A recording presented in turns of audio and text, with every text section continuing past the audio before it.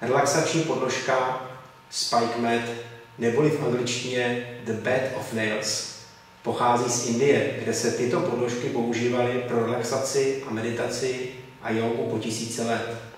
Při používání podložky SpikeMed dochází k uvolnění bolesti v těle, a to i v důsledku tlaku na akupresurní body, které aktivují v těle produkci endorfínů a poté dochází k celkovému zklidnění. Přispívá také k uvolnění svalů a podporuje činnost krevního oběhu.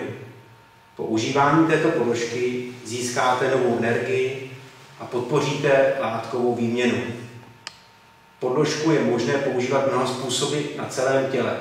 Relaxační podložka SpikeMed je vyrobena z hypoalergenních materiálů, bavlněný potah, pěnová podložka uvnitř a nylonové destičky. A celkově obsahuje 6210 akupresurních špiček na 230 plastových destičkách.